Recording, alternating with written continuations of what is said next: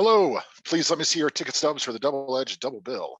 This week, Adventure leads our master and commander into the Sahara.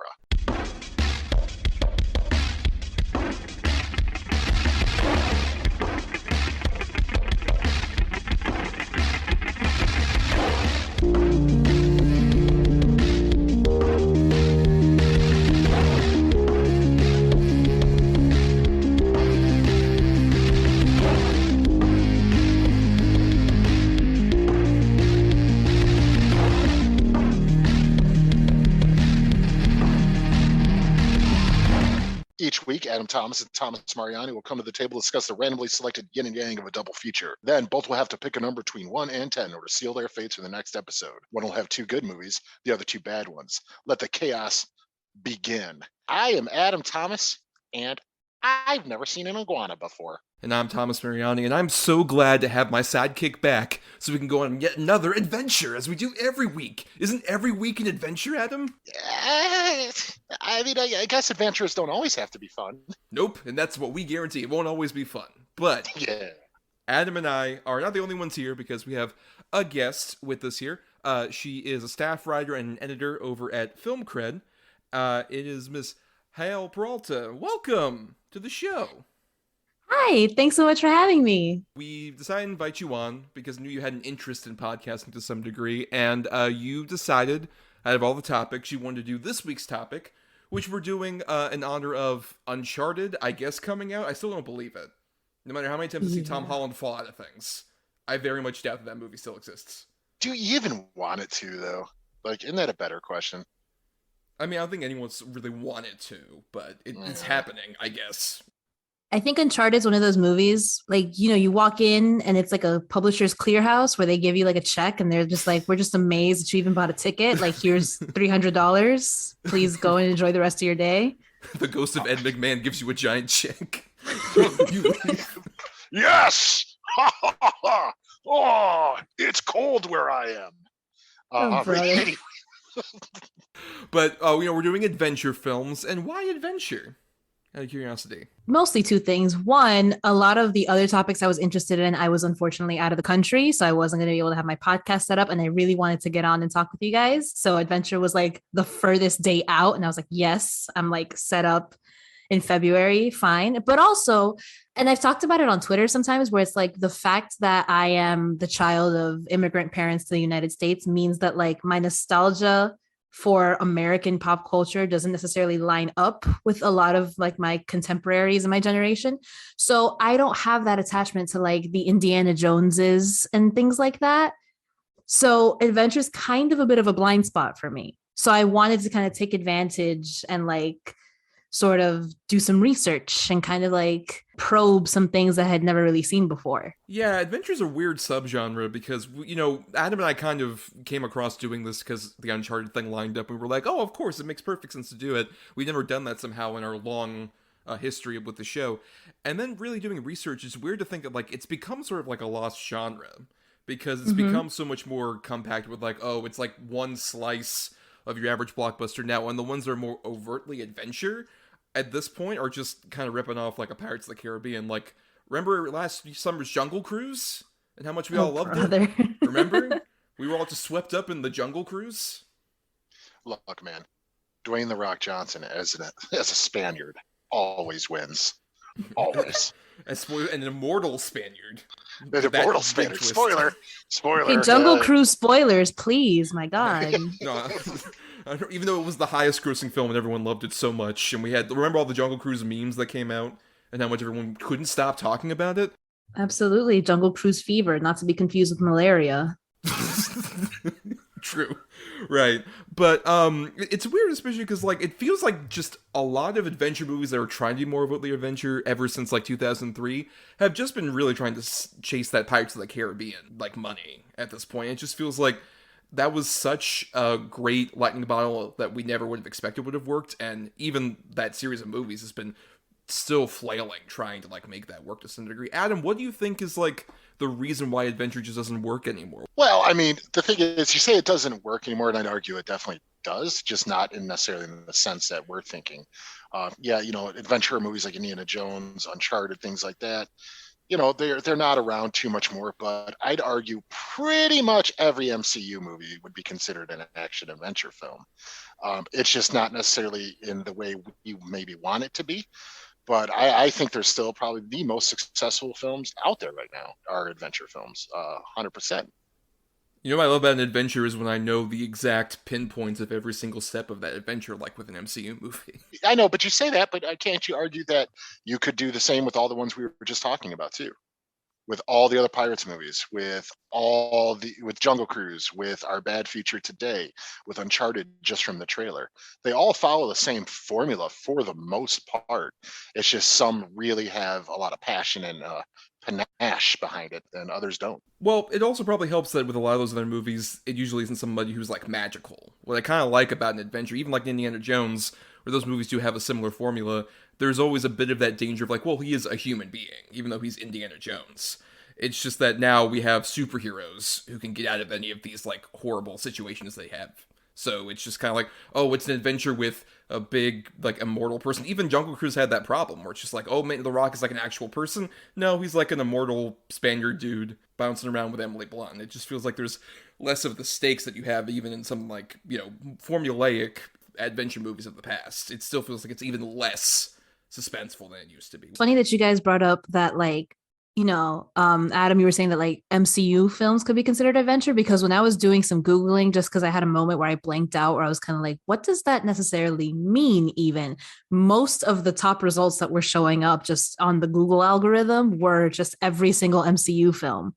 And I was kind of just like, it both does and doesn't. Because for me, like, adventure was always very like, and my biggest frame of reference is like the stuff that's directly mostly kind of ripping it off. So like Atlantis, Treasure Planet, like all these like Disney, we really want boys to watch our movies type things, where it's very globe-trotty, usually kind of like messy and dirty and grimy. And the MCU is kind of like the most clean and neat version of it, where something that I enjoyed so much about the good film that we had to watch was, an adventure is nasty. It's kind of like what you guys were talking about, where it's like, Indy is just a normal person and he could get hurt or killed even. And those for me are like what makes it fun. It's not just sort of like it's a treasure hunt, but it's also like a dangerous treasure hunt, which I think is what makes it fun, which is where I feel the MCU kind of lacks, because these people are locked into multi-picture deals and they're not going to die.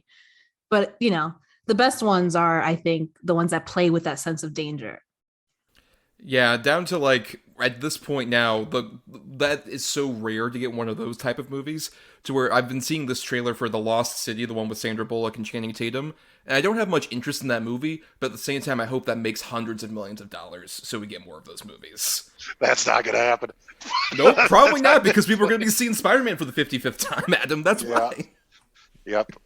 Oh, boy. Right. Let's go ahead and get into our movies then, because if you're new, at the end of every episode, Adam and I randomly pick a good and a bad feature that we discuss on the next episode. So last week, we randomly did our picking, and we ended up getting our bad feature, Sahara, which was one of Adam's choices. And then the good pick, which is one of my choices, of Master and Commander, The Far Side of the World. But let's get our bad feature out of the way first with Sahara. For years, I've wondered if the stories were true. And now, I finally have the proof. You found a coin. I found the coin. At the end of the Civil War, a battleship carrying a secret shipment of gold vanished without a trace. Where in the hell did you get this? On the Niger River in Africa. You got 72 hours. I'll meet you at the boat. Nope. I got the check. Sit down, I'll get the check. For explorer Dirk Pitt and his team.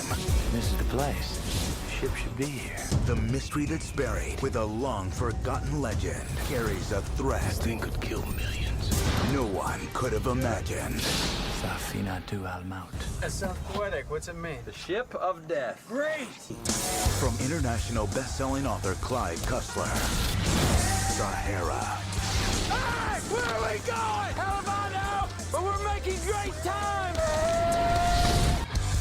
So Sahara came out April 8th, 2005, and is apparently based on a bunch of books by Clive Cussler, with this Dirk Pitt character, as played here by Matthew McConaughey.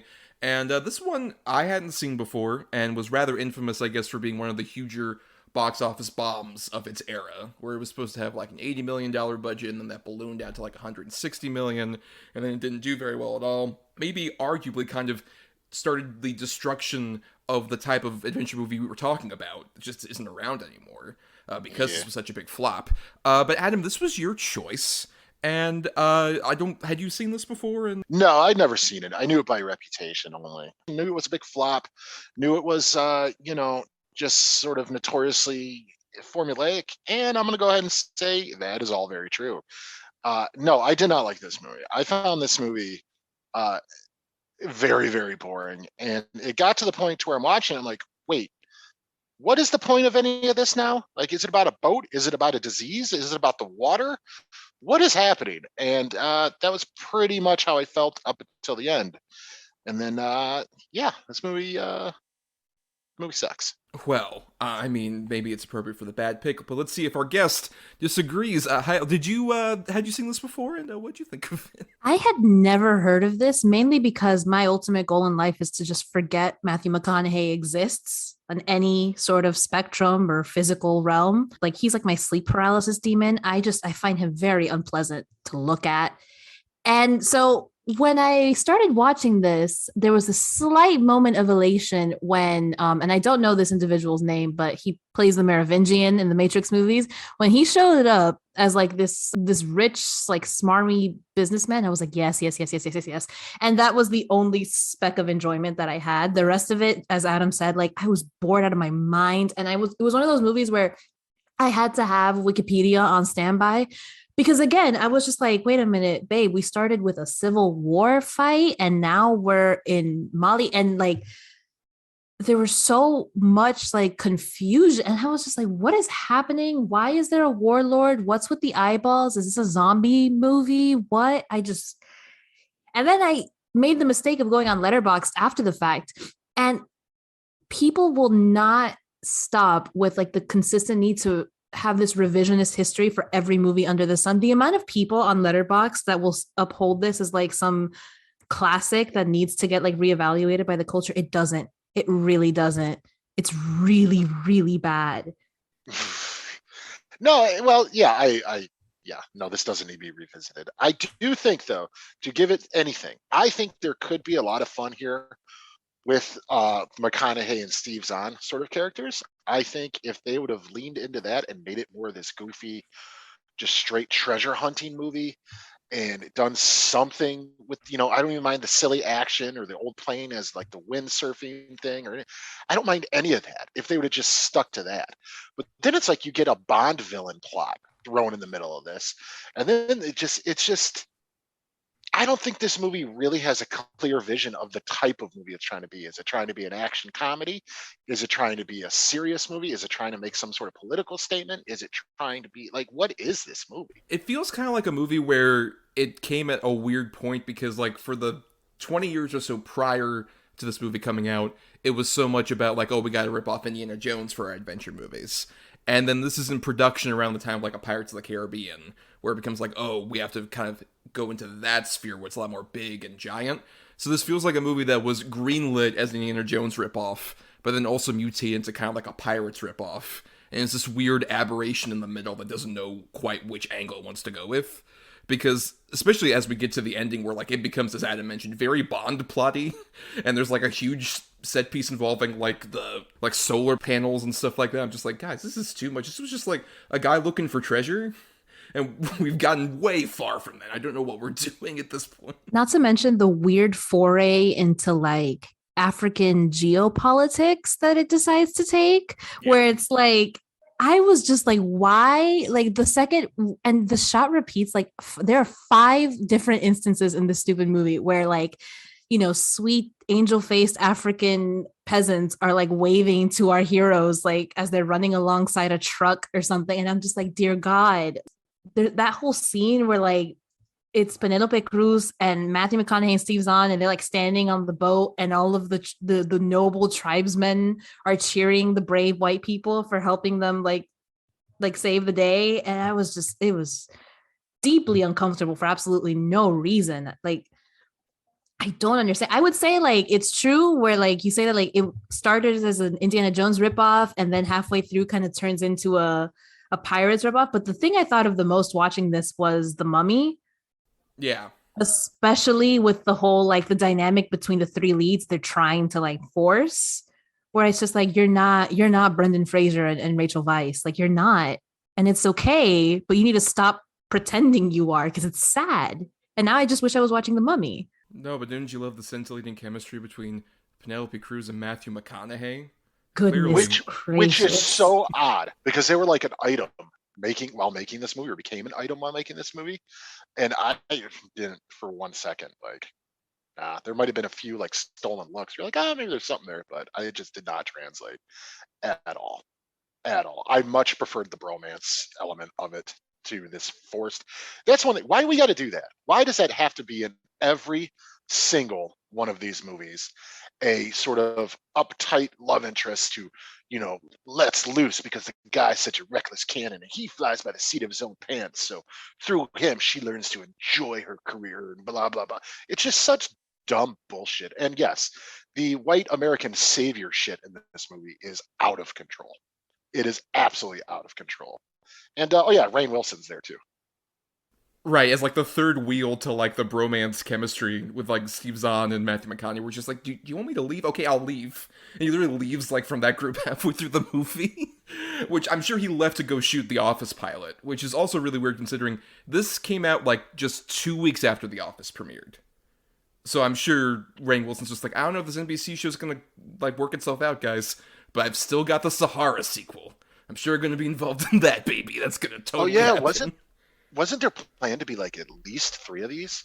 Well, yeah, because the Dirk Pitt character has like been in a bunch of novels, and I'm sure they planned on like doing a bunch of those. But obviously, given how much the weird inflation happened with the budget, which is like, there's so many weird things about it. Apparently, like a dossier came out where like they bribed out the Moroccan government, and also we were paying like Penelope Cruz's hairstylist like $250,000 and shit. I was like gonna that. say on Wikipedia there was a line that got like no further context where it said that like he was accused of breaking international law, and I said, hold on a minute, what? And then I kept looking, and the stuff about the lawsuit was just about like the inflated budget, and I'm like, can we get back to the like international law of it all? Can I know about that? Like there's a much more interesting adventure movie about the production of Sahara than Sahara itself. Precisely. Like I would very much watch like some weird Adam McKay movie about the production of this movie. Like, and I don't even like Adam McKay, but like, my God, it's crazy. Yeah, it's pretty weird. But I guess to go back to the Matthew McConaughey of it all, you said you weren't a fan of Mr. McConaughey necessarily. What is exemplified maybe here that makes you just not like him as much as a star? He has this thing where it feels like, and it was funny, I very recently watched Contact all the way through for the first time. That was a staple. Like my dad fell asleep on the couch on a Sunday afternoon type of movie. So I had never actually seen the full thing. And I had the same issue there that I have here, where it's like, he carries himself as if he knows that we're supposed to think he's like hot and cool and charismatic. I don't know if that makes sense, but instead that's of 100% accurate. That's right. Yeah. That is pretty much his appeal, honestly, to some people. Yeah. It's not like he is suave or he is charismatic. It's that he knows that that's his, you know what I mean? Like, it's just very calculated. It's very, and it's not even in like The Rock way, where The Rock is trying to be the most positive thing. Like, I can't, like, The Rock irritates me for similar reasons, because it's very polished and very like, this is how I'm supposed to present myself. But at least The Rock is doing it with like this big gleaming smile on his face, where I'm like, at least, whatever. He seems like he'll give you a pat on the back and buy you a beer, and like he seems like a good time. But Matthew McConaughey is just so smug. Yeah, sure. It's not like I believe him in any other capacity as like, why wouldn't he be like some swashbuckling rogue? But I'm also just like, I just want to punch you in the face. Because I'm like, you're not that cool. Like, you scuba dive for a living. It's not that serious. Why can't they ever give Matthew McConaughey a decent dye job in movies? Like, right. His hair is so ridiculous, the dye line, and then the eyebrows. He's never just Matthew McConaughey, like he's always got black hair or dark brown hair, or sometimes black hair and blonde eyebrows. Interstellar. I don't understand why. What is the point? It doesn't make him look any better. It makes it look like he's a dude, exactly what you're saying, trying to be like, look how fucking cool I am. You're like, well, I think there are certain movies where that works. I think it's really in more grounded context, like, say, A Dazed and Confused, where he's also a side character. Or even in, like, the McConaughey, you had him, like, popping up in, like, a Wolf of Wall Street or stuff like that. Where it's like, oh, hey, I'm the coolest, like, basically the coolest redneck in the small redneck community. I'm the hottest one. To where that technically kind of works for him. And there's a bit of a sleaziness understood with that. But this is around the time when he was, like, starting to get out of whatever, like, praise he was getting for, like, his earlier appearances, like in Contact or A Time to Kill. And was becoming full on, like, I think this is the same year as, like, Failure to Launch, where he just goes into full on rom-com mode. Just like, everyone knows I'm cool and I get a lady. So I'm just, it's all great. It's all good. It's all great, brother. And I think, like, this is the exact period where I stopped really giving much of any attention to McConaughey, because I agree that this is where it feels that it's most sort of like phony and The Rock-esque, where he's got like, look, I got the big smile, everybody would love me necessarily, but it's just like, no, you seem like a dude who just spends way too much time on the beach, and I don't want to hang around you as like my action adventure hero guy. And again, I thought of The Mummy a lot while watching this, and even with someone like Brendan Fraser in that movie, where like he indicates like there's an assuredness, but there's also like this air of like, you know, I'm also like gonna defer. For instance, like the whole dynamic with like Rachel Weisz, like the reason they have that fun chemistry is because she's not like what Penelope Cruz is in this movie. Like Rachel Weisz in The Mummy is not this like uptight person that Brendan needs to draw out of her shell. She is kind of crazy in a similar way. She's just a little more like bookish. And the fun thing is like watching their weird energy kind of bounce off each other, because they're both kind of a little unhinged. Whereas in this, it's just like when that scene, oh my God, it just stuck out to me because it just made my skin crawl when he's like, I know a girl in Monterey and she's got a house and she's never there. And he kind of just takes it as a given that like they're gonna hook up by the end. And I'm just like, can you at least flirt a little? Try, maybe be like charming and not just assume. It feels like he's going to look directly at the camera and be like, and I'm a guy in a movie, so you know I'm going to get the girl by the end. Like that's what his air is. It's just, ugh. Right, and Penelope Cruz doesn't help that she's just kind of like slotted into being that girl and not having much of their chemistry or like actual like individuality or character beyond like, I am a doctor for the WHO. And therefore, I'm here to basically unveil this disease plot that you mentioned, where people turn into like fish flaky zombie creatures for some reason, and like just have the weird like back and forth with Glenn Turman, who of course the moment he showed up, just like, I wonder which one of these main characters is going to die first. I wonder. Oh my God. And you know that's the thing too, and I think you might be onto something there, Hale. The thing is about The Mummy and even the first Pirates and even Indiana Jones and things like that, they're all the main guys are kind of fuck ups in those movies too. Like they just sort of succeed by sheer dumb luck sometimes, or just straightforward like bullheadedness. And this, you know, he's just sort of got it all figured out all the time, and it's hard to like get behind a guy like that. Like it's like there's no real stakes there because you know he's going to get out of it. Where at least in like, you know, like I said, in The Mummy, Brendan Fraser gets the shit kicked out of him all the time. He's constantly like out of his element. Indiana Jones always got beat up. You know, Jack Sparrow's a moron. It's just there's no vulnerability to this character. So you don't really care. Yeah, all the vulnerability is really just put onto Steve Zahn, which is, I think, the danger you sometimes have with these adventure movies, is you have the hero who's completely straight-laced and can get through anything, and then you got his buddy who's bumbling, just like, oh man, what am I gonna do? Which Steve Zahn was just in that mode at this time, which is like, that's all he was getting, was these kind of roles. And it's such a bummer, because I would, like, in theory, I think he could be fun, but the trouble is, one, that chemistry with McConaughey, and two, more importantly, for this big action-adventure movie, it's got some of the best examples of terrible editing for a major studio American movie. Like, any of the action scenes are just chopped to shit. You can barely tell what's going on. Like, during the big boat chase, or during most any of these big action sequences, like, I don't even know where one person is in the scene anymore, because it's so heavily cut up. The most egregious example was, like, when they're at that solar plant, I just, at that moment, my eyes glazed over. I was playing a game on my phone. I was checking emails. I was like, I don't understand. Like, I was done. I was checked out. like nasty. Because at that point, it's just like the movie doesn't help itself because it's a solar plant. So like the bright gleaming sun is bouncing off of every surface, and I can't even see. Like it hurts my eyes to look at.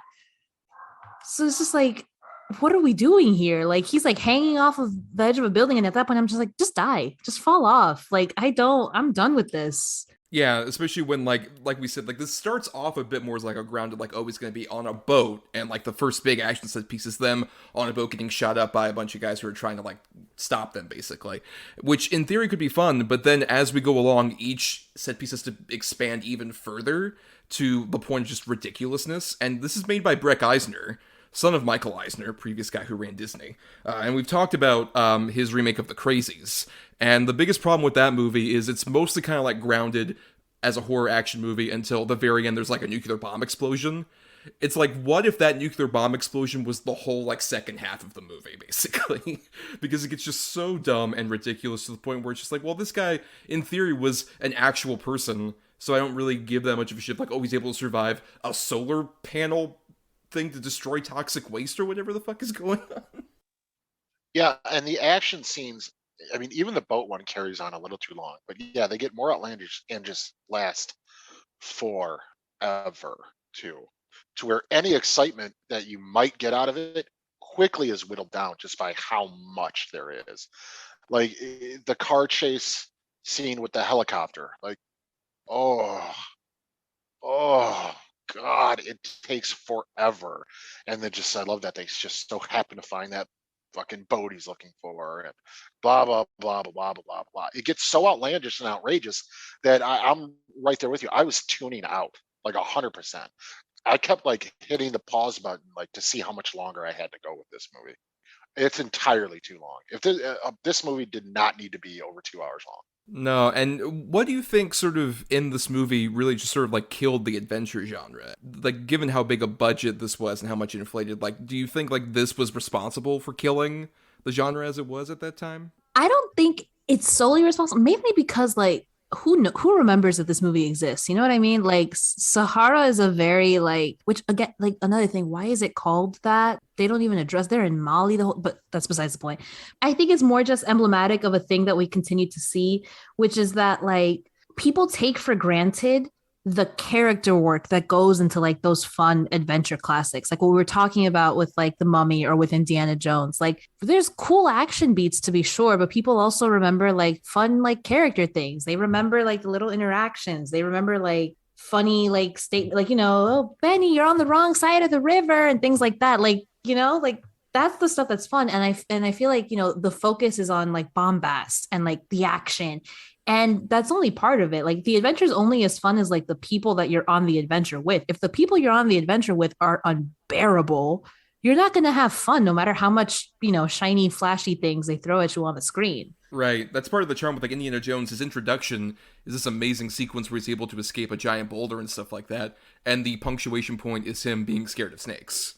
So it's like, oh, there is a humanity to him because he's like fearful of something we experience every day. Just like, oh my God, it's a snake. It's a human fear. As opposed to Matthew McConaughey, who, as you mentioned, just like, nah, I don't got nothing to worry about. I'm going to get the girl and I'm going to survive solar blasts or whatever. I'm good. Yeah, no, it's like these like adventures are which, you know, we'll get into with the second movie. Like they're human stories. Like it's kind of like a fun bedtime story or something where like you want to kind of put yourself in that position. Like, what would it be like if I was like the super cool guy? But he's not just a super cool guy, which is what these things kind of forget. Like it's this big focus on like very choreographed spectacle, or in this case, super poorly choreographed. And it's just, I feel like that's where they fail. Yeah, no, I agree. They become action porn. It becomes just like you said, just look how much shiny stuff, explosions we got. And these guys are attractive, so you want them to succeed. And yeah, there is none of those character beats. There is none of that stuff. And I don't think this like single-handedly brought down the adventure sort of genre of films, but it definitely probably had a hand in it. Mainly because of the budget and the fact that it is based on, you know, source material that there are fans of and everything. And even with all of that and star power, it still failed. You know, at that rate, if something like this can fail, then it becomes too much of a risk. You know, if it's not a guaranteed winner, they're not going to do it anymore. And this could have been, like I said, this could have been a fun little movie. It really, really could have, if there was more chemistry, if there was more, like I said, even wacky comedy, like they do in The Mummy with certain scenes and in Pirates and things like that. It just there's one real bit with the plane that they windsurf across, and then that's kind of it. The rest is just you don't care, and mainly because there's like three major plots going on at one time. There's the guy with the water, the Merovingian, and then there's the disease that's spreading that the sort of warlord knows about, and then there's the hunt for this treasure. Oh, but then there's also William H. Macy and Delroy Lindo, and they're back and forth. Oh yeah, by the way, we forgot to mention they're in this movie, by the way. Two great actors who just pop up to Yep. get a paycheck. Yeah, oh, it's 100%. But you know what? Good for them. I mean, in William H. Macy's case, no, that's totally. going to like bribing UCLA to let his daughter in or whatever. But in Delroy Lindo's case, absolutely, sir, get your bag. Absolutely, like, go ahead. He kills the Merovingian by the end. Have fun. Go ahead. That paid for like Do you? a summer home, maybe a boat. Who knows? Well, I mean, I guess we should sort of wind down here. Adam, you pretty much had final thoughts unless you have anything else to add about Sahara. Just that the fact that when the Merovingian shows up on screen in the very like sort of first 5 minutes, was there any doubt in anybody's mind that he's the villain? Like instantly? Like, oh yeah, he's in on it. Oh, and I big think ups to the. It's just the problem is it's not the worst movie I've ever seen by any means. It's not even the worst adventure movie I've seen, but it's so ultimately forgettable. Like in 6 months, I'm not going to remember a single plot point in this movie. Other than that, there was like a ton of them, and none of them gelled together. Well, Hale, anything to add for final thoughts? I was just gonna say, like when Adam said, like when the Merovingian shows up and you're just kind of like, oh yeah, that's the villain. I think the fact that we can't remember the guy's name and that we all just kind of call him the Merovingian and everybody knows who we're talking about indicates that that poor man's reputation is just the jerk and everything, which is a little funny. But no, yeah, same thing. I mean, I was just kind of baffled by like how aggressively, like, because it's not even that it's like mediocre. It's that like it fumbles so incredibly hard. The fact that you have to sit there and be like, right, so there's this Mali warlord who is deliberately poisoning the water system because it makes money, and he's exploiting the fact that people forget about Africa. Like, you know what I'm saying? Like, that is way too much table setting for a treasure hunt or whatever. And that may be why it sticks out in my head a little bit more. Like, I'll just kind of turn to people and be like, there's this crazy movie that exists, but you don't have to watch it because it's super boring. It's not even fun, bad. But yeah, ultimately, it made me want to rewatch The Mummy. So that's probably what I'm going to do this weekend. But yeah, not fun. Not at all. Yeah, I mean, echo everything here. I'll just shout out Lambert Wilson is that man's name. Someone needs to remember that name, Lambert Wilson. I'm sorry, Merv. Sorry, Merv. But yeah, agree with everything. Also, another person who was wasted, Lenny James, as that actual warlord, who's been great in other things. I'm glad he's getting those Walking Dead paychecks. But unfortunately, yeah, he, amongst a lot of other great people, are just kind of wasted in whatever the hell this movie was. But let's go ahead and get to our good movie, which we've been chomping at the bit to talk about. Rightly so. We are talking about Master and Commander, The Far Side of the World. That needs like reggaeton foghorns, like meow, meow, meow, meow, like.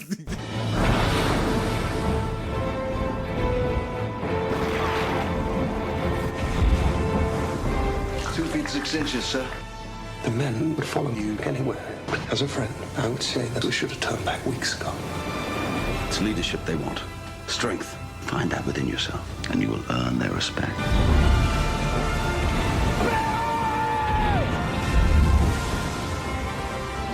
Turret flags! Mummy board, you'll take him out of the ship. Take him on the ship. Thank you, sir. For home! And for the prize! See you afterwards. Let's fly!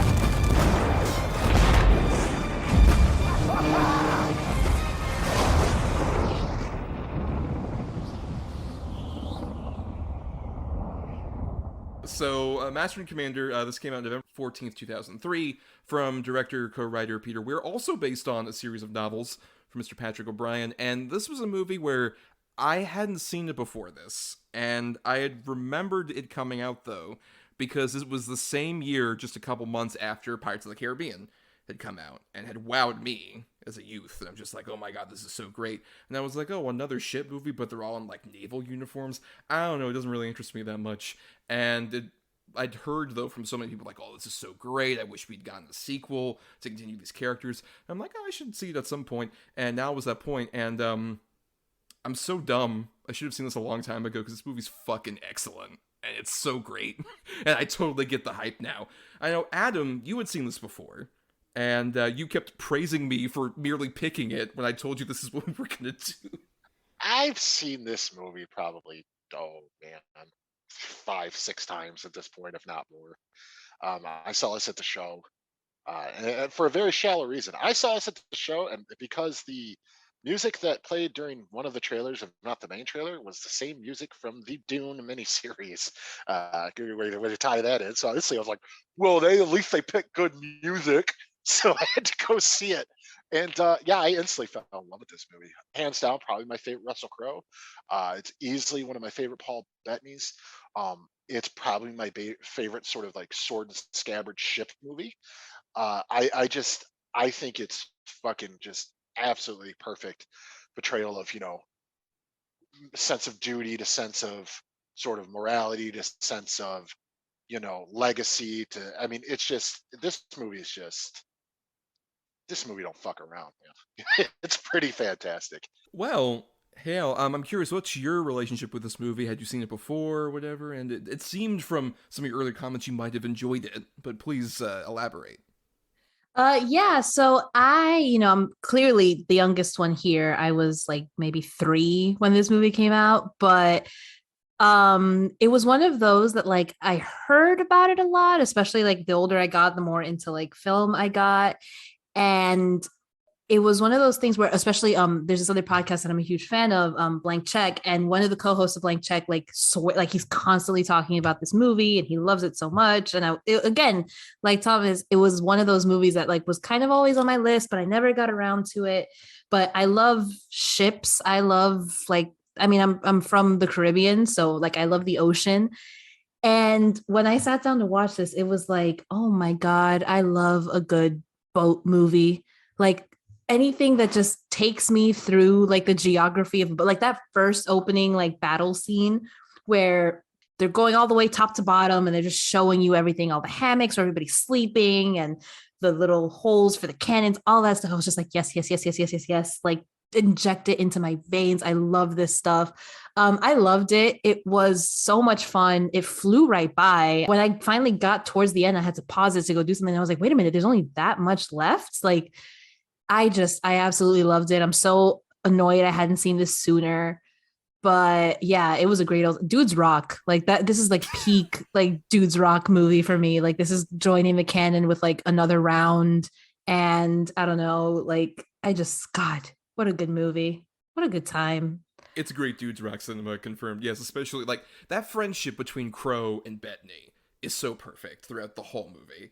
Because like there's such a great contrast where Crowe is so much more about like, no, I have to like, I love the sea, I love my ship, I love my crew, but at the same time I have to stick to my mission of trying to catch this ghost ship that's facing us, versus Paul Bettany is just like, well, I don't know, I also love the men in our crew, and that's where like they sort of have the mutual respect. It's like they really love the people on their crew and each other included, but he's just like, but I love the idea of like exploring the world out there and actually going to like the Galapagos and shit like that. And you can see how they're two very different men, but how they do respect each other and really love each other, down to their fucking jam sessions.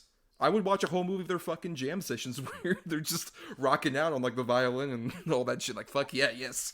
This is so good. I want to live in this. Or the dinners with the puns. So good. Oh my God, I died. I was so mad at how hard that made me laugh. Like I kept repeating it to myself, just puttering around my house. The lesser of two weevils. And it also helps that Russell Crowe sells that joke. He laughs his ass off when he tells it. Like he could barely get the words out. He's choking on the punchline. He dissolves like a 5th grader telling a yo mama joke at the lunch table, and I am just obsessed with it. Like it's so good. Everybody in this is so good. There's so many like stalwart British faces. that like those guys, like I can never, I'm so bad with like British dudes' names, but there were so many faces that every time they popped up, I was like, hey, you, like an old buddy. I was so happy. Billy Boyd shows up. You're like, Of oh, course. hey, great. Peregrine Took. But the scene that really does it for me, man, is when, Paul Bettany's down in his quarters, and he's telling him like, I really don't think you need to lash him and blah, blah, blah, blah. And Russell Crowe gives that whole speech. I'm like, no, you have to lead them, blah, blah, blah. And it's just so, and then they're watching the lashing happening. And Russell Crowe, you can tell, is being so like stalwart, and he's the captain, but you can just see it behind his eyes that he's like, this is fucked. But Paul Bettany, man, that surgery scene. Oh my God. Some harrowing ass shit, man. Oh my God. This movie is so great for what it doesn't show. It reminded me of Old, which both of you seen that? Yes. Oh yeah, mid-sized sedan, baby. Yeah, but the whole tumor scene where it's playing with like, and obviously Old is much more heightened or whatever. This one's a lot more grimy and realistic, but still, like, it's what it doesn't show you, that the scene with the amputation with the little boy, whose name I forget, but like those moments, and even the surgery scene, you're not really seeing much of it the whole time. You're kind of almost in like Paul Bettany POV, where you're just kind of seeing it like in the corner of the mirror, but really what's guiding that scene is everybody else's faces, and they're doing some great like squeamish face acting. Right, and I love the fact also that it's so like in that sequence you're talking about with the amputation, you would figure like, oh, this is going to go along for a while. There's going to be like bone cracking sounds, all this horrible stuff, but it's so quick. It just shows that like the precision that Paul Bettany has, and then ultimately just being like, well, you're one of the bravest patients I've ever had. It instantaneously like warms your heart after you've just seen like a young boy get his arm amputated, but you just feel like that weird emotional roller coaster of like, oh my God, it's happening. Oh wait, it happened, and oh, you're being very nice to this young boy. It really just immerses you in those like very quick change of pace feelings because you're on a ship. Shit's gotta like get done. You gotta like get past this and keep going. I think it really gets you into that kind of like almost stream of consciousness. Yeah, it's really good at like even something as simple as like, which is a little trick that when I noticed it, I was like, ugh, let me see like how long it takes me to get sick of it. But I never did. The fact that the camera's constantly just swaying with the ship. And it's just like such a good little detail because it's just enough to where you notice it, but by like the halfway point, you barely really notice it unless there's like scenes that change where like they're on the shore or like whatever. But I love just those little I just love being on a boat. Like I love that stuff. Like, Titanic and even like the Pirates movies. Like I just love when it's just like dudes on boats. I love that stuff. Jungle Cruise. Right, Jungle Cruise, yes. Even like a moment that I expected was going to be, which it's so funny the way there's a line in this movie that describes like movie perfectly, where when Russell Crowe's character is telling the story about like the famous sailor that he like served with, and he said that like his love of country kept him warm, and he says that comment where he's like, hearing it from any other man and you'd be like, ugh, how silly or whatever. And that is literally just how I feel about this movie. So much of what happens here, I feel like any other movie, any other actors, and you'd kind of be like, I don't know, this is just extra. But with this, it's just like, it's just great. Everybody's like doing such great work, and it looks great, and it sounds great, and it's just so good. Yeah, shout out to it won for both sound editing and cinematography at the Oscars, which, especially in a year where like that was the Return of the King year, where it's just like, fuck everything else. Everything goes to Return of the King. So I can get a couple of awards like that's pretty impressive. But yeah, it works because, the sound editing is so good, especially just the small details of like, and this is also visual obviously, but the fact that they have to set up Russell Crowe's office wall every time they're downstairs. And I have to put together. I love that detail. You never think about that, but it's like, oh yeah, of course they have to do that because they can't have that place completely like started off the entire day. It has to be like his office at night only. And I just love small details like that that, like Hale said, like really immerse you in this environment where it's just like, if you're living on the ship with these guys in this realistic looking ship that sometimes is an actual huge large scale ship, sometimes it's like really indistinguishable models from Weta that just like edit together so perfectly. It's just astonishing how much you're just really immersed in this environment. Yeah, and even little subtle things like when they're going through and there's snow on the ship and they're panning by the ship and you see some of them having a snowball fight. real quick, Yes. and things like that. You just get the real sense of camaraderie between the crew. And Thomas, I want to ask you, correct me if I'm wrong, but genuinely, you're rather hot and cold on Russell Crowe, right? I mean, I guess so. I just with the Russell Crowe persona, I think I kind of like it better when he leans into more of like the genre-y aspects like this, as opposed to like a Gladiator, where he's super stone-faced. Like stone-faced Crowe, I'm just like so checked out, as opposed to this guy who's just like on the ship, who's the leader and commander, but also has like a jovial sensibility to him. Just like, fuck yeah, this is my Crowe. Like this, or he's even great. as of recently with like Unhinged, just like, fuck yeah, weird ass crazy Russell Crowe. Hell yeah. There's no question that he is the captain of the ship. There's no he sort of commands that performance. Like he's just 100%. You get why these guys are behind him. I don't know if it's because of his beautiful hair, or it's just the way he, like you said, can show sort of this real sense of command, but also compassion, and also, you know, making these guys to go through these horrible drills to shoot the cannons, but he's constantly like, you know, good job, and hey, more extra rational grog for you, Ben, and all that stuff. Like he's just, you get 100% why these guys would follow him to wherever he needs to go, even to the end point of the film, to where he's not going to give up. He's not going to give up getting this captain. And Paul Bettany, unfortunately, reluctantly, now has to go with him on this other trip instead of getting to do what he wants to do, because it's all for Russell Crowe's sense of duty.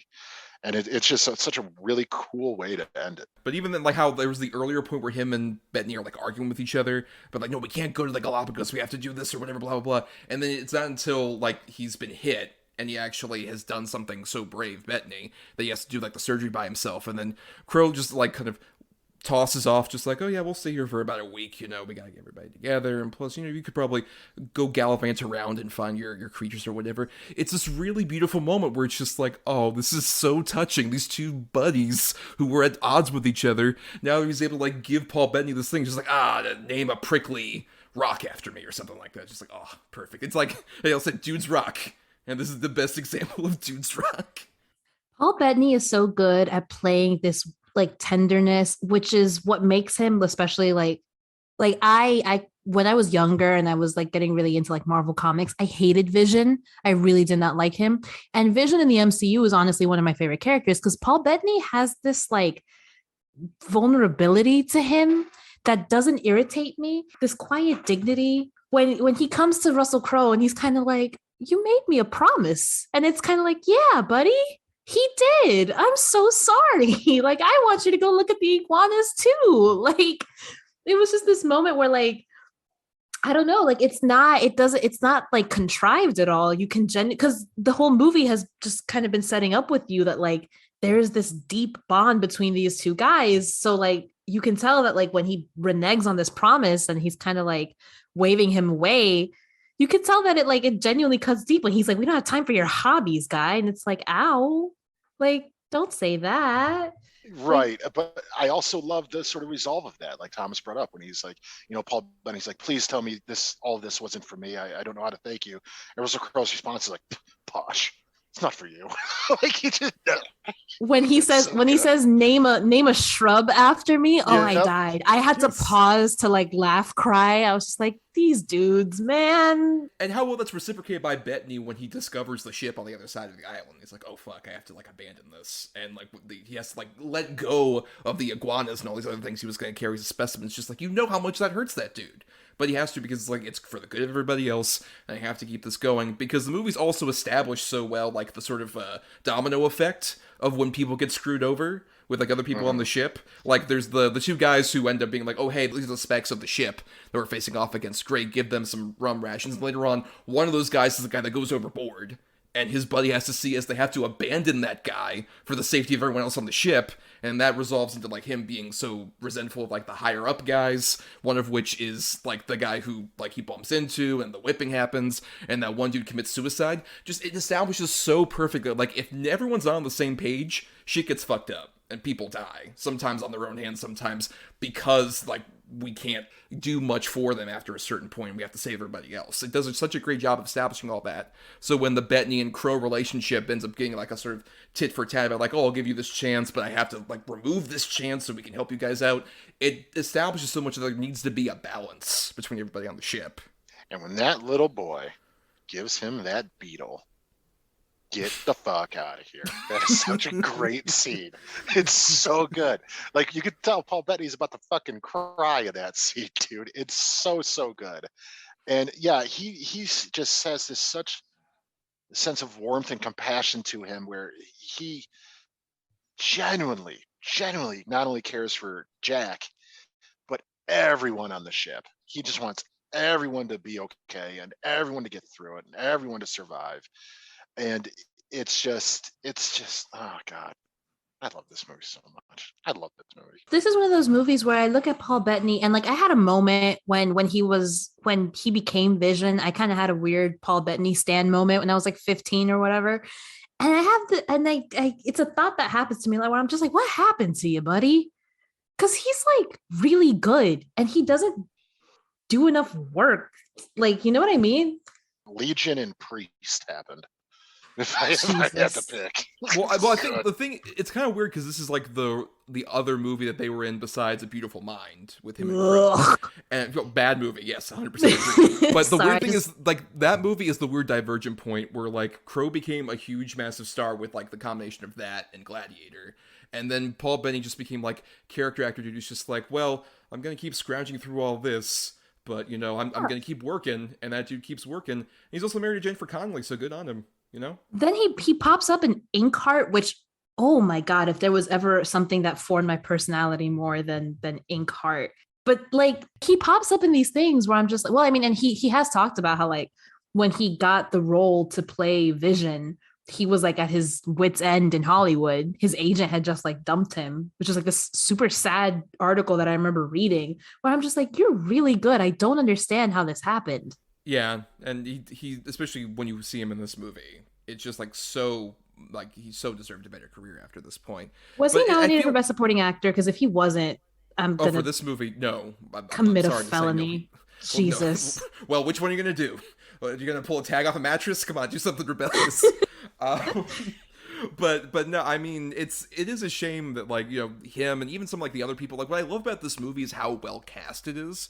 I think that's a real asset to Peter Weir as a director. When you, from everything like The Truman Show or this or even Dead Poets, like, there is no small role. Every actor, like, makes an impression. Even if you don't recognize that dude's, like, character name, they make a good impression. Like, I love the big lunk dude who during, like, the big surgery scene is holding the mirror and he just, like, is averse to the blood, just like, oh, I can't look. And later on he's carrying Paul Bettany around and shit like that. We're just like, that dude doesn't have a lot of lines or whatever. I'm just like, oh, I love that guy. He's so great on the ship and he plays such an integral role, clearly. Like, I don't know who that fucker's name is, but he's great. And that's the thing, even, like, the little boy who is missing the arm, everybody else, like, you have such compassion for every single member of that ship, just from, like, the way those actors portray these roles that could just be thankless. Everybody is, like, makes an impact to you. So when the big shit goes down with the ship, you're concerned. We're like, oh, fuck, not the one bureaucratic guy who was just like, no, we can't do this. He gets shot in the head. No, not oh my god, guy. Yeah, like, shot nasty. Yeah. I even the kids are really good in this, which is always, like, kind of hit or miss with little boys and little girls and things. But the kids in this are really good. Like, they're not whiny, they're not annoying. They're really good. I like that they kind of they're nice to these boys. They don't shield them from like the responsibilities. They are a part of the crew, same as everybody else. But there is just this, like, delicacy that they treat these kids with. That scene where Crowe gives him the fucking book is so good. It's like, I heard you were fallen to reading. Oh, and I was actually a part of this battle. If you go to page 123, I believe I was part of this one. It's just like, oh, it's so endearing. We're like, yeah, they're not shielding these kids. They're not, like, trying to completely guard them because, like, no, you're a part of the crew. But at the same time, they're fully invested in just like, well, we want you to still have, like, fun and you're a part of everything. Like, even there's, like, I don't know if it's that kid or some other kid that, like, it's just a part of, like, the big dinner scene. There's, like, all these adult ass men, just like some little boy who's, like, drinking meat or whatever. Just like, yeah, have them participate. What the fuck ever. There's no kids table here. Everybody's a part of the table. I don't know. There's just, like, it's weird to call something like this delicate, but there's so much, like, so many of these little small character beats that you wouldn't really expect from, like, this grand sweeping epic. I really like to, it's a small thing, but, like, you never see the Frenchmen. There's no moment where you cut to the other boat until they've boarded that boat. You are firmly just a member of this crew, which I think really adds to just, like, the experience of it. which just makes me wish that we had gotten like a sequel and stuff. Not that everything needs to be a franchise, but I want to be on a boat with these guys for longer. Yeah, I agree with you. There's no, up until the sort of the one that you don't know, but there's no real face to face with him and the other captain. Like there's no like, give me your terms and blah, blah, blah, blah, blah, blah, blah. There's none of that. And I really appreciated that too. I didn't want to sort of come across a mustache twirling villain. It could have very easily been the Merovingian again, that type of character. And it wasn't. He's virtually faceless up until like 30 seconds at the end, and our character that we're following doesn't even know it's him. And I really, really appreciated that too. Yeah, I like the fact that it almost feels like Steven Spielberg's Duel, where it's just this massive ship that's coming by. I like the fact that it's just like it is a faceless entity that just keeps popping up. It is almost like the shark in Jaws.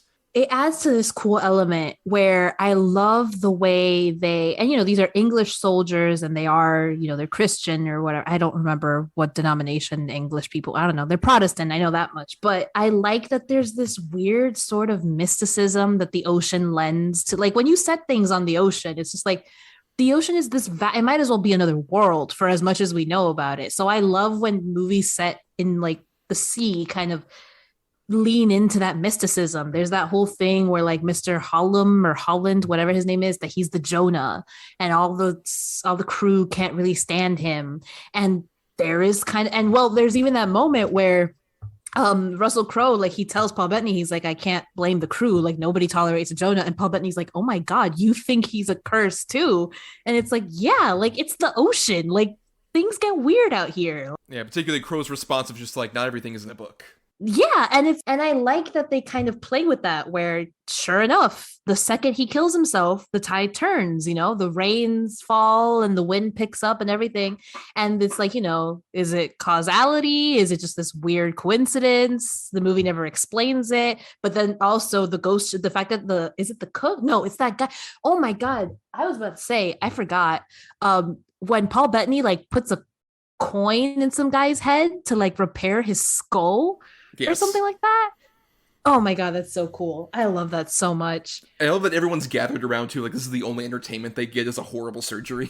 That's even the guy and he shoos them away just to kind of get a closer look himself. I'm obsessed with that. But like that guy throughout the whole movie, he's kind of like, he's your old guy, like nattering on about weirdness, but I like that he's kind of like the weird mystical guy. Like he'll say like that ship's going to send us all to hell, and that ship's a ghost ship and all these things. And he is right. Because it's like, it's almost like Captain Ahab and his white whale, where it's like, is this even worth it at the end? And how much of this is even real? And it's just so cool. Yeah, and I think that's the big bummer for like why this movie, I think, despite doing decently well, why it didn't have a franchise, is since it just came after Pirates of the Caribbean, which I think is a great fun movie, but also is so much more overt about like, no, there are like these mysterious creatures and there's like actual like dark magic or whatever, and we see skeleton pirates and more stuff. More firm fantasy, yeah. Right. I think that coming out just a few months before this did kind of helped sink the idea that it would get more sequels after this point, because more people were like, no, we want that adventure as opposed to this, which is kind of a shame. I mean, Adam, you would have wanted to have more sequels, I assume, with everybody here. Yes, but at the same time, really like that it's sort of just this. This is what we got, because it's so perfect. The potential to have sort of the modern, like Pirates or those type of movies influence the sequels as it went on, to me would be too great. I like that this exactly what it is. I think it's perfect as a standalone. There's no point to me that is like, oh my God, what happens to, Lucky Jack next and all that. I'm good. I'm good. I think this is a perfect one and doneer. I don't know. I mean, you didn't want the thread of like, oh, we're getting a Peter Miles spin-off movie, 2032. Yeah. That's what we don't want the Masters of and Commander universe, the MCU, as it were. Hey.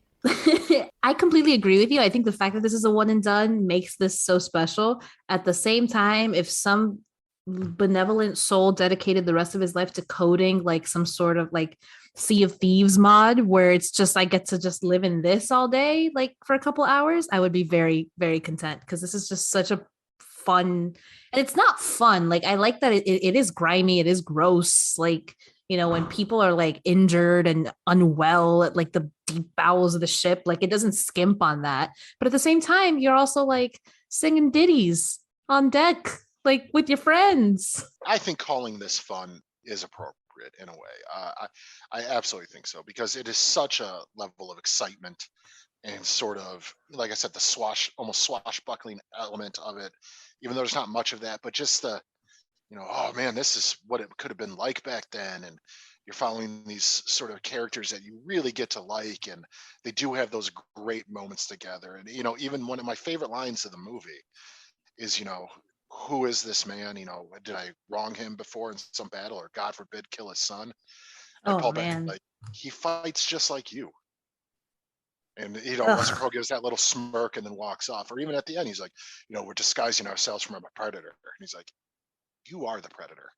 Like, it's just, there's so many good little bits like that where Russell Crowe, and he'll just do this flash of a smile and things like that. Cause it's so fucking good.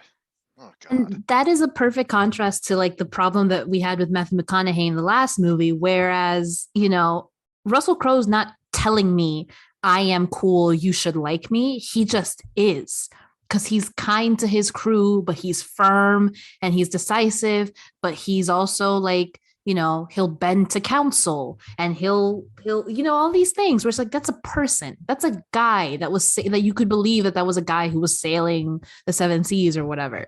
Like, that is a real human person who has friends, who has connections, like, And there's also those great moments though, where the other characters tell you how cool he is without him having to do it himself. 300 feet from him in the night. I mean, that is just brilliant seamanship. Brilliant seamanship. I love that, like, whenever Russell Crowe kind of has these moments that you're talking about, Adam, where it's just like he acknowledges it a bit, where it's just like, no, you're the predator. He's just like, well, I guess I am kind of cool, aren't I? That was just duty for me, but I guess. And I think it's so smart of this movie to open with that first battle, because since you're thrown into the midst of it, you understand, like, you've already seen him in action. So when people are saying like, this is Lucky Jack and the men will follow you anywhere, what have you, you've seen it. Like, that was the first 10 minutes of the movie. You get it. You saw this guy getting blown up at and leading his men and saving them ultimately by getting them out of the fog and all these things. So it works. It's just like very, very neat, tidy filmmaking that I hate whenever I have to say that, but I wish we got it more often, man. We need little things like this, just little one and dones in these specific settings. Yeah, and it really carries all the way down to, like, that ending montage is so perfect, where it leaves you kind of wanting that sequel that we were talking about, because you got half the crew going on the other ship, and the other half are staying on this ship, all set to, like, the two of them having their last jam session, where they just screw the bows or whatever, and they're just picking their violins, stuff like that. It's such a perfect way to encapsulate, like, everybody is on the ship, and everybody is, like, off on another adventure. It's just like, well, we can't spare any time, we have to, like, go off. This is one of the few movies in the 21st century I would genuinely describe as rousing. Yep. Like, we don't get a movie you could describe as rousing that much anymore. We just, like, immediately, like, lifts your stomach up from, like, whatever pit it was in during a suspenseful sequence where it's just like, fuck yeah, I want to sail the seven seas. I want to, like, set the mast or whatever the fuck. I don't know these terms that well. But I just love the fact that it inspires that kind of feeling. You want to go on an adventure, which I think ultimately, like, that's, like, the thesis of the thing. Like, that's what the best kinds of these movies do. Like, that, like, if you put me in the middle of like some seafaring voyage in the 1800s, I am dying of dysentery within like 30 seconds. But I like the idea of playing pretend, of like, yeah, throw me into the desert with Brendan Fraser, throw me on this boat with Russell Crowe and Paul Bettany. Like, those are the best kinds, where it's like, I want to be here. I love spending time here. Yeah, in that situation, I think Adam and I are, like, getting our shoelaces tied in the cannonballs, and we're falling overboard. That's basically what we're doing. Just ridiculous deaths immediately within seconds. But yeah, I think we've gone for a while. We should do some final thoughts here. Hale, please, as our guest, final thoughts on Master and Commander.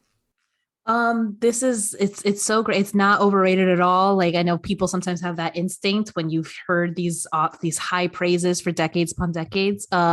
It's such a great just thing to live in. I regret watching this on a laptop. This needs to be seen on like a huge screen. I'm going to single-handedly fund an IMAX restoration.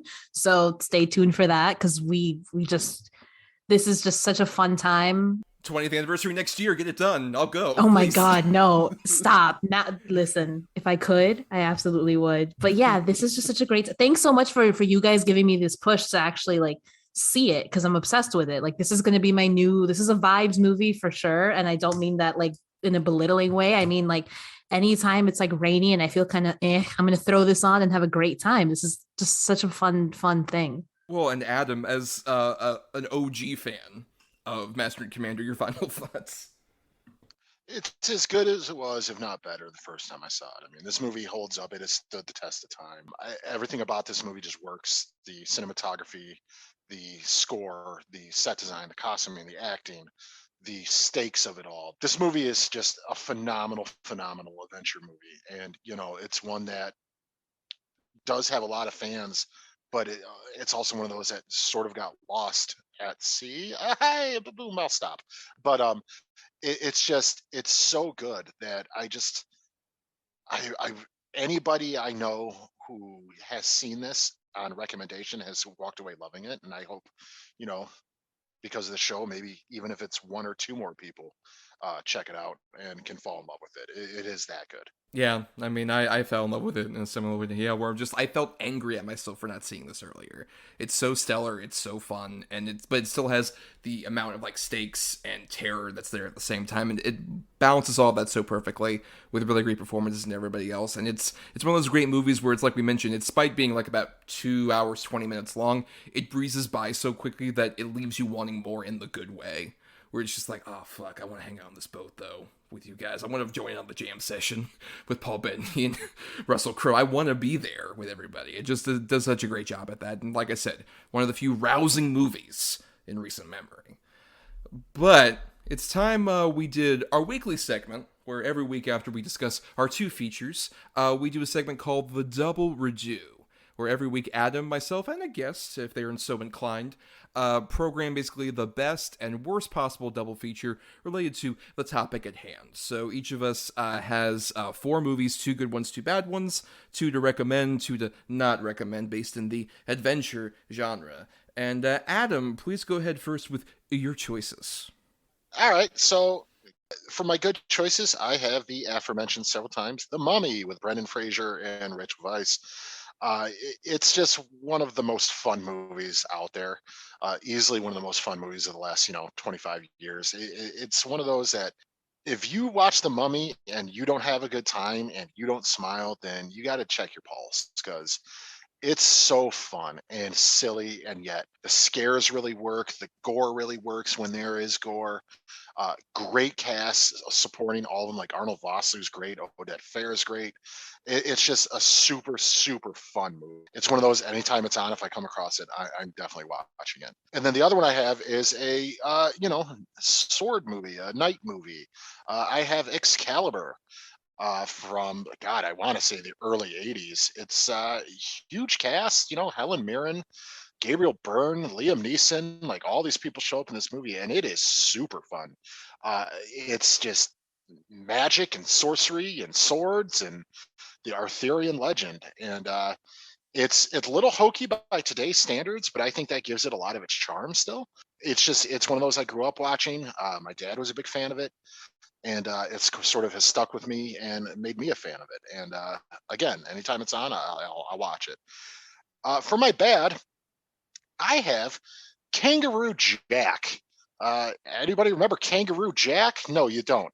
Kangaroo Jack was a terrible film about a CGI rapping kangaroo starring Jerry O'Connell and Anthony Anderson as well. And it's about as bad as that description says, if not worse. Dull, crappy comedy that, there's no laughs, a lot of sort of outdated jokes when we were trying to make Jerry O'Connell a star, and it just didn't work. It's just a terrible, terrible film. And then my other pick is the Tom Cruise starring The Mummy. It is such a tone-deaf, stupid movie, and also has, Russell Crowe in it as Jekyll and Hyde because he's part of some secret organization or whatever the fuck. This was like, I think, the second or third attempt at bringing, that fabled dark universe to life, and it just failed so miserably. I hope that's a dream that's dead, because it's just not going to work. And if you need proof, this is it. I mean, it's Tom Cruise. He's one of the biggest movie stars in the world. It's a remake of a beloved movie, also starring Russell Crowe with updated special effects and action and, exotic locales, and it just fails 100%. There's nothing redeeming about this movie. Well, I'll just say I haven't seen Excalibur. The Mummy obviously is great. I think we can all agree on that here.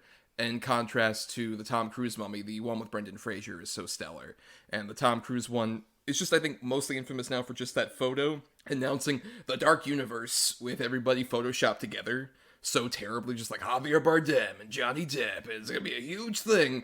That didn't happen. It's a big egg on its face moment. But Kangaroo Jack, I want to speak about because that, as a young person, was such a massive disappointment to me because you said the rapping kangaroo thing. That's what all the trailers advertised.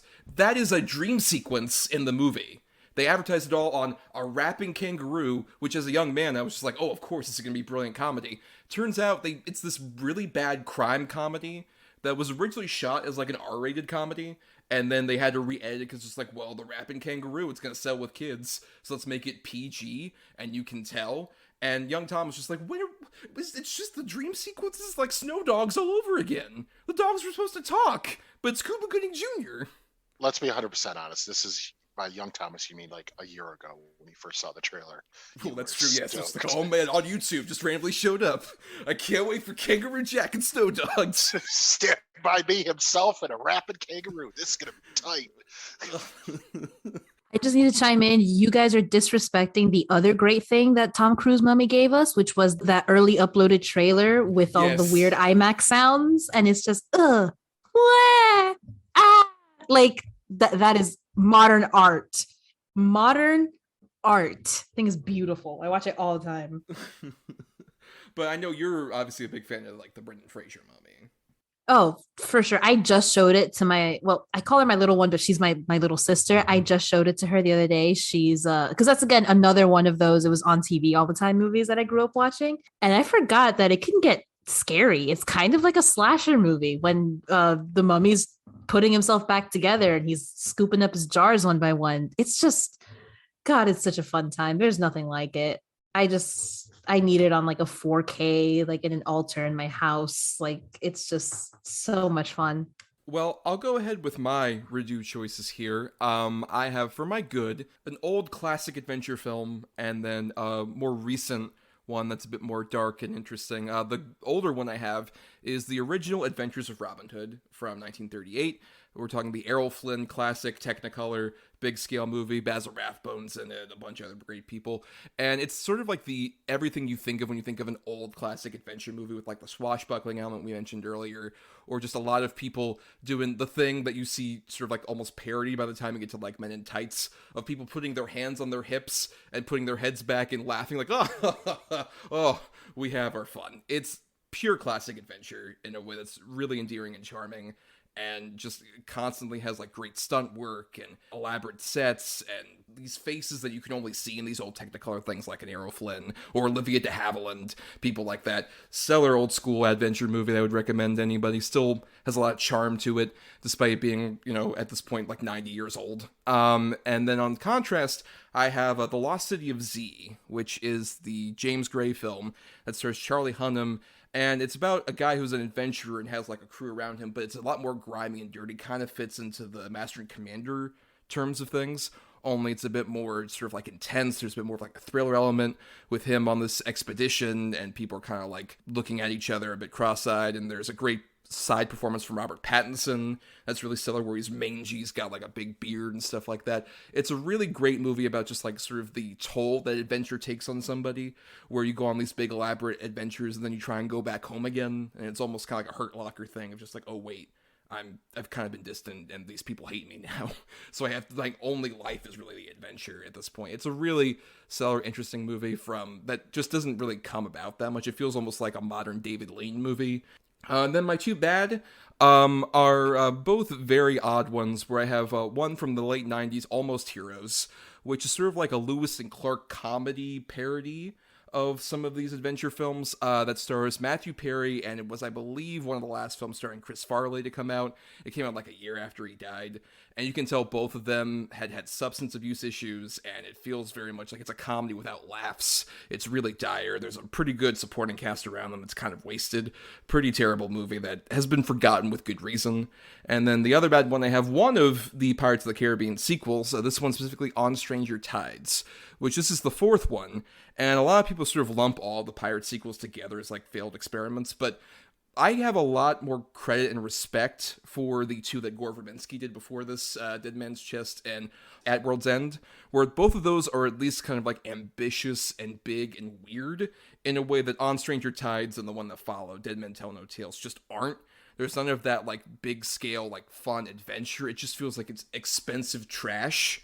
And this one in particular has so much of that, where it's like everybody on autopilot, and they don't have Keira Knightley and Orlando Bloom anymore, so they replace them with like very generic copies of copies, one of which is a mermaid, which is really weird as well, but not exciting. And it's directed by a Rob Marshall, who is no Gore Verbinski. You can tell the entire time.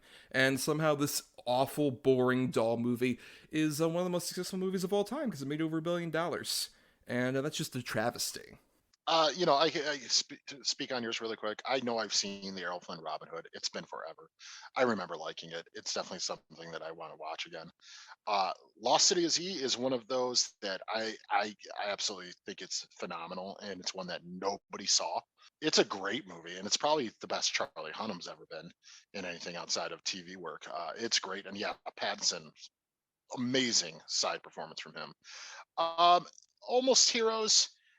Yeah, that's just a bummer of a movie for so many reasons.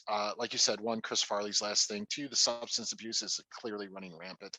And it's just, it's unfunny. And ultimately, that's, one of the biggest problems. It's a comedy movie that garners 0 laughs.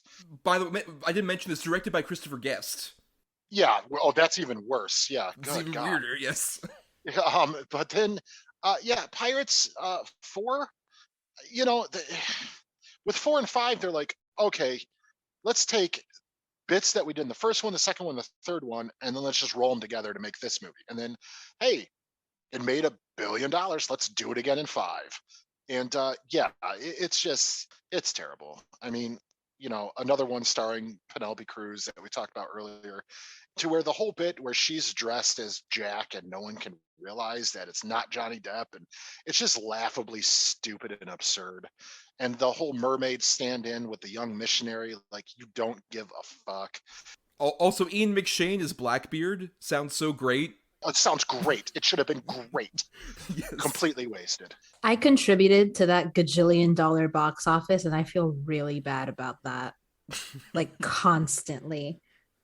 Which is leading into like when I get to my picks, it's just like I feel bad. I have never seen Lost City of Z, but or Zed, as I've heard people call it. But it's always one of those that I forget that it exists, and then I'll hear someone mention it. I'm like, oh yeah, I was like really like interested in like watching that. I always forget to put that on my watch list, but I definitely have to like look into that, because I mean, yeah, like it sounds fun, and I like, feral Robert Pattinson. That's always a fun time. Going into like my picks, I felt so bad because one of my picks is actually for the good ones anyways, is the first Pirates of the Caribbean, Curse of the Black Pearl, which I was very young when it came out, but I watched it a lot when I was a kid.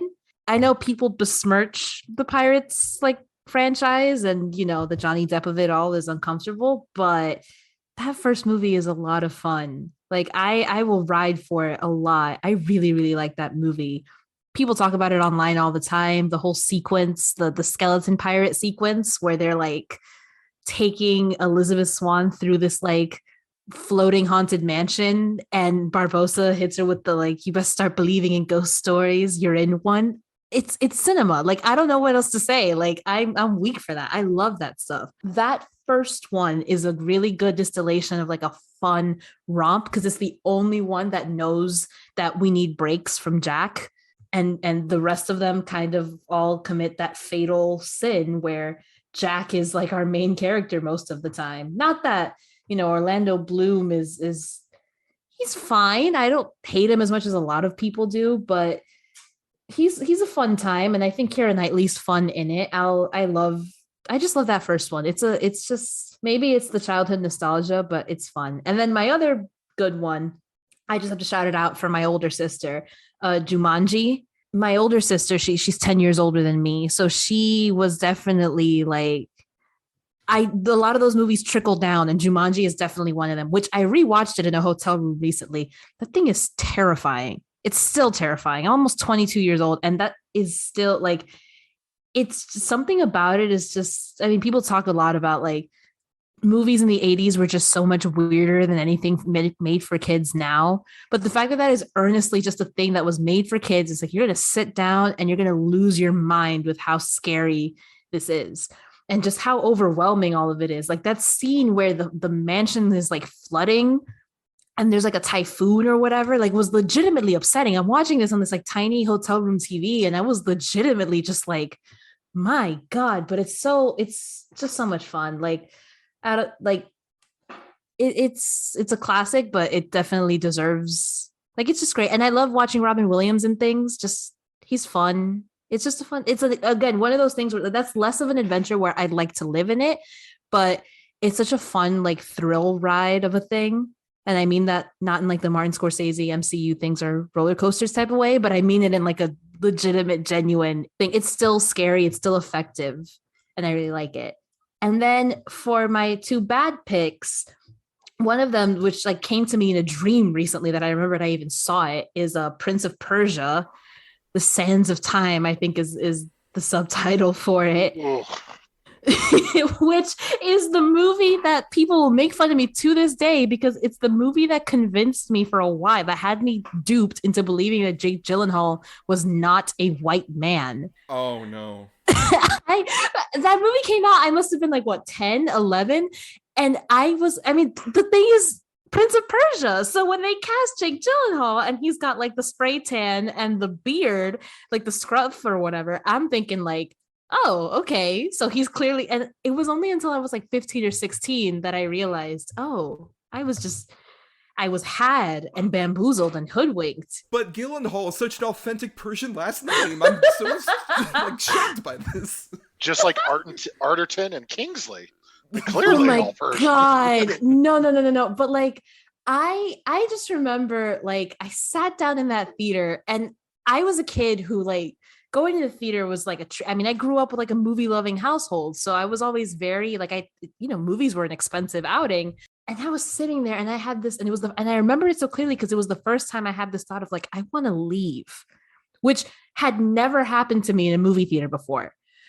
And so for that, I just have to like, yeah, it's really bad. It's really boring. It's such nonsense. Like there's a magic knife and that's all I can really remember. But like, it's just not good. And then my other bad one is, I forget who directed this. I feel like it's somebody that I usually like. Pan. From Joe Wright, yes. Good Lord, what happened? But yes, Pan, which we all had Pan fever. We all had Rooney Mara as Tiger Lily fever. Right, who was clearly an American Indian. Yep. Oh my goodness gracious. Actually, she's Persian. Big shocker. big twist. Oh my God. Big twist. Featuring Garrett Hedlund as like, a weird Tumblrification, like Captain Hook. That movie is just like, there's snippets of that movie that will come back to me every now and again where it's just like, yeah, when they introduce Neverland, they introduce it as like slave children mining pixie dust singing Nirvana or something like that. Like it's this weird jukebox musical, but it also just looks so hideous, and the main kid is really bad. And yeah, Peter Pan deserves better. Like I mean, I also think we should maybe put Peter Pan away for a while just because people keep trying it and it doesn't work. But yeah, Pan is a hot mess. Like it's just, oh man. Yeah, to quickly speak on yours, I think the first Pirates movie still fucking slaps. I think it's great. I Thank think it you. is just pure entertainment from front to back. Super fun, great score, Oh fun my God. acting, great characters, good action battle scenes. Jeffrey Rush fucking crushes it as Barbossa. He's so good. Yeah, I think the first Pirates movie is absolute blast still. Jumanji, I want to say I was like 12 or 13 when that came out, so I don't think it was necessarily for me. Uh, and I never really caught on to it. Like, I think it's fun. I think it's fun, but it's not one that I like often think of. But you know, it's okay. I think the first of the sequel slash remakes was actually pretty fun. The Welcome to the Jungle, I thought was pretty fun. The second one of those was lousy, other than Kevin Hart playing old Danny Glover in a young man's body was kind of fun. But other than that, Pan is just dreadful. I mean, it's terrible. I saw it once and I'm hard pressed to remember anything about it. Really weird costuming on Hugh Jackman as well. Like, what was happening there? But then, as far as Prince of Persia goes, Prince of Persia to me is exactly how to not make a video game based movie. Because, hey, all this stuff in the video game was really fun to play. Well, let's just show it to you, and you're gonna remember it and be like, oh yeah, I remember when I actually got to do that in a game.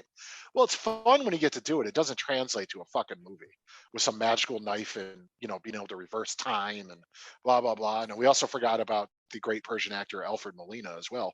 Oh my God, yeah. And all the weird political. I remember like the dagger was just really integral to like some political intrigue that was going on. I'm like, these are video games. What are you talking about? Yeah, because it's garbage. It's a garbage movie. And that's definitely one of the first examples I can think of post Pirates where Disney was like, oh, we can just print money making these type of movies. And that was a huge flop.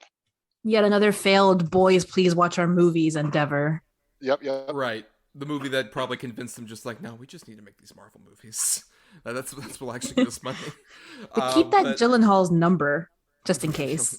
Right, yeah, we gotta have him play Spooderman's Mysterio, for sure. But yeah, I mean, I echo a lot of the sentiments. Like, I think the first Black Pearl Pirates of the Caribbean is so great, especially considering I was there for like the lead up where everyone was just so doubting it. Just like, it's based on a ride, and Johnny Depp's doing a Keith Richards impression. It'll never work.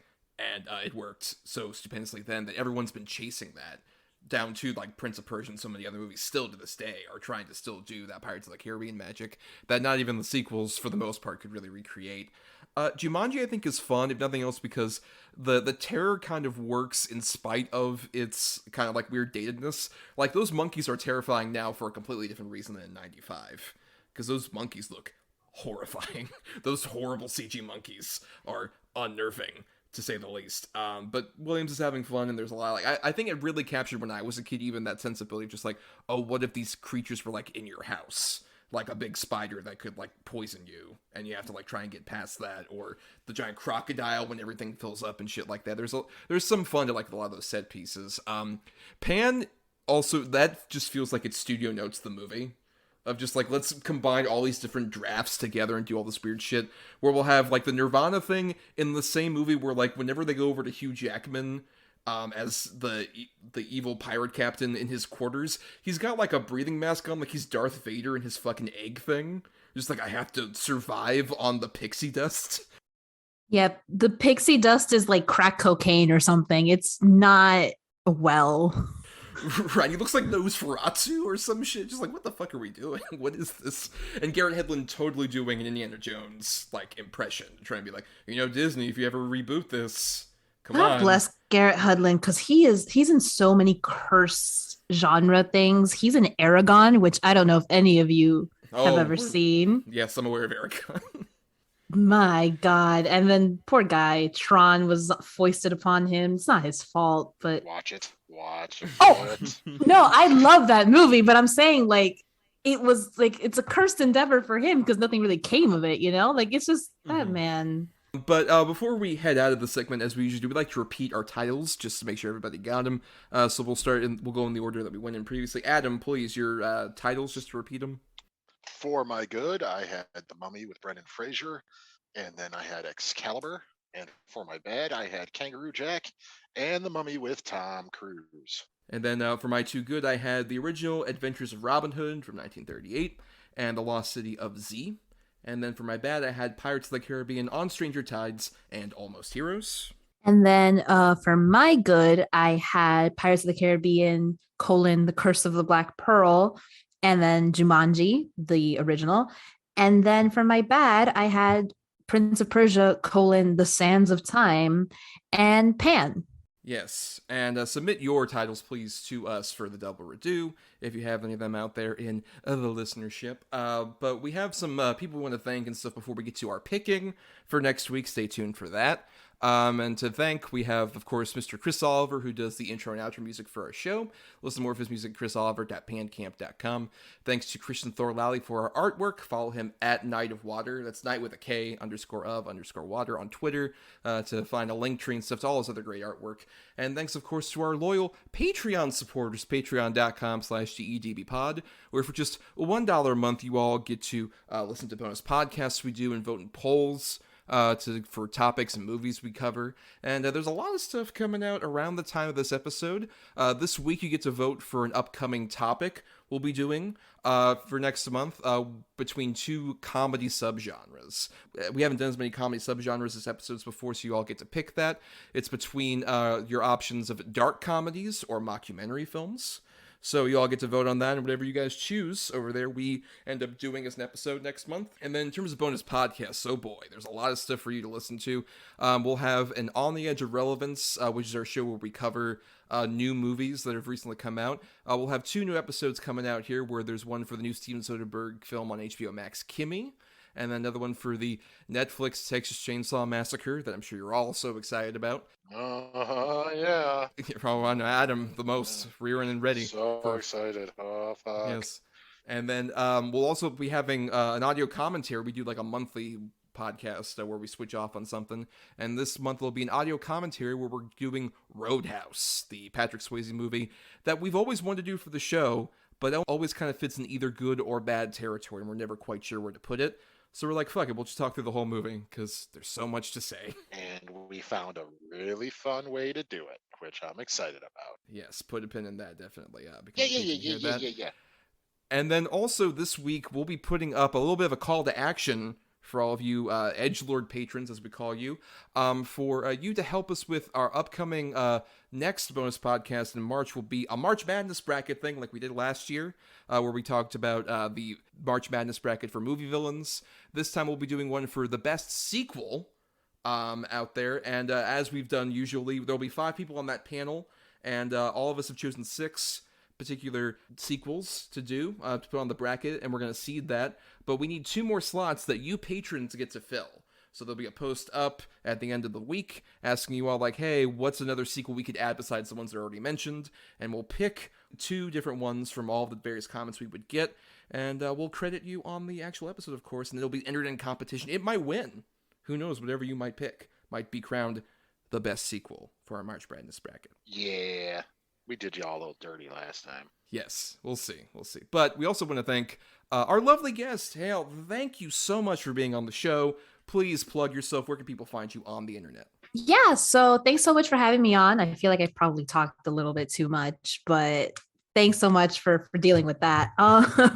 Yeah, like Thomas said at the beginning, most of my stuff is on Film Cred, but I also, I'm freelancing, so you can find a lot of my work on like other places, on Fanbyte, on Inverse, things like that. I'm on Twitter at the Shimmer _. So that's all one word, the Shimmer, 2 M's, and then an underscore at the end. And that's where I am, yelling about a lot of stuff lately. It's been between whirl and figure skating at the Olympics, but I'm good now. I'm calm. But yeah, so that's just where you'll find me. And yeah, thanks again so much for having me on. It was a lot of fun. Never apologize for talking too much. If anything, someone needs to talk over us. We have too much to talk about. God, yes, please. For the love of God, interrupt us, please. Yes. But for more of us, you can find us on Twitter and Facebook at DEDBpod. And you can also submit feedback to us at our email, doubleedgeddoublebill@gmail.com, all spelled out. You can find me on Twitter, Instagram, and Letterboxd at NotTheWho'sTommy. And I also do some writing both at marianithomas.wordpress.com and film-cred.com. Of course, I also write there. And I also want to shout out over on the Film Cred Patreon. They recently launched a podcast called Film Cred Review, spelled Revue. And I'm not on that show, but I helped produce it. Basically, I was helping to kind of shape what the show is, which essentially our main host, Shay Vassar, gets a guest on to talk about some news items and then an individual topic. This first episode, she had on a friend of the show, Jessica Scott, to discuss the 45th anniversary of Suspiria. And that particular episode is free, so anybody can listen to it. And future episodes will come out every 2 weeks over on the Patreon, and you can listen to it if you sign up for the Patreon for Film Cred for at least just $1. You can listen to further episodes, and I'll be involved in that producerial capacity. I want to help give a voice to others out there. So once again, I don't blather on as I do on the show all the time. Like you just did. You could find me on Twitter or Instagram at atom_or_Adam. That's ATOM_OR_ADAM. Or on Letterboxd at Schwanson. That's SCHWANDTSON. Yes, and to hear more of our antics, please subscribe to us on Apple Podcast, Stitcher, and other podcasting platforms. If you're listening on the Talk Film Society Network, why not listen to all the other great shows on here? And if you've listened to all those, why not dig into our archives on our Podbean main feed for several hours of us blathering before we join Talk Film Society. And if nothing else, if you can't support the show on the Patreon or anything like that, it's totally cool. The completely free way to help us out is to rate, review, or simply share the show around, because that gets us more visibility out there in the algorithms. Yeah, thanks everybody who's been doing it. We really appreciate it. It helps us a lot. And Christian, go fuck yourself. Yes, the eternal running joke of disparaging our dear friend Christian. But it's time we finally end the show here with our picking, as we do every week. Each week, Adam and I each have, one of us has 2 good movies, one of us has 2 bad movies. We switch up on the quality for that. And we assign numbers between 1 and 10 for each of our choices to get the other person or a guest, like Hale, to pick number between 1 and 10 for each of our choices, and whichever one that gets closest to of the person's 2 picks, that gets us our good, and the same thing for our bad feature. And keep in mind that we do have something else called the Godfather rule, where Adam and I were each given a single veto at the end of during our last anniversary last May, where we have the option, if we hear one of the choices that we've picked after the number between 1 and 10 is chosen, and we're like, oh, I don't know if we want to really cover that. Actually, I'll take the cannoli, is the magic word we say, and thus we get whatever the alternate choice was. Adam has already had his veto used recently. I still have mine burning a hole in my back pocket. I gotta use before May, before our next anniversary. But I don't know if I'll be using it for next week's topic, which our patrons, patreon.com/GEDBpod, chose for a 70s sort of topic. We ended up with 1977 in film. You know, it's sort of a big year that shaped a lot of cinema to follow, and Adam has the 2 good choices for that. I have the 2 bad choices, and Hale, please, for Adam's 2 good choices, pick number between 1 and 10. Sure. I'll pick the number 5. Alrighty. At number 3, I have the, inarguable classic, Burt Reynolds, Smokey and the Bandit. Oh, okay. I have seen this one before. I remember not loving it, but at the same time, it could use a revisit. I wouldn't mind seeing maybe if it changes new leaf. So I'm not going to take the cannoli on that. Fuck. All right. At number 10, I had one of the greatest sci-fi classics of all time, Close Encounters of the Third Kind. Oh, that little gem. Of course. Yeah, you might have heard of it. Might have heard of it, maybe. Yeah, you might have. The biggest sci-fi film of that particular year. No other. Yeah, it's the one where Richard Dreyfuss plays with potatoes, and I could watch that man play with potatoes for hours. Yes, of course.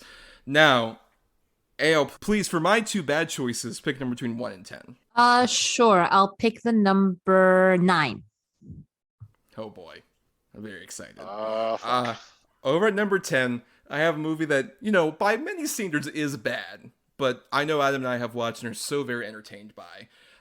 The star vehicle, I believe the 3rd one at this point, for cinema legend Rudy Ray Moore, I have Petey Wheatstraw, the devil's son-in-law. Yes! That's a 5 out of 5. Why is that the bad? Some people might consider it poorly made and ineptly acted, but you know what? We're going to talk about it a lot. Great. So much fun. Yes. Oh, boy. We're going to have a lot of fun next time. And then over at number 2, I had a genuinely bad one that's sort of infamous. I had Exorcist 2, The Heretic. Oh, fuck me. Oh, good Lord. Thank God. Oh. Yes. It's so bland and boring. Yes. Is that the one where they venture into the African continent, land of my ancestors? Yes, and have James Earl Jones in a locust outfit? Yes, indeed, that is the one. Yes, that is the one. Well, no, we're glad we're not doing that. Very glad we're not doing that. But yeah, Petey Wheatstraw and Smokey and the Bandit next time on the show. That's the kind of fun double feature you get with our show. And it's time to end this particular episode. And until next time, let's go on another rousing adventure. Everybody, onto the ship. All right. I've been working on that impression for a long time. Oh, perfect. Oh my God, it's like Matthew McConaughey's in the room with us. Oh, take a shower. Do you guys like to smoke grass? God.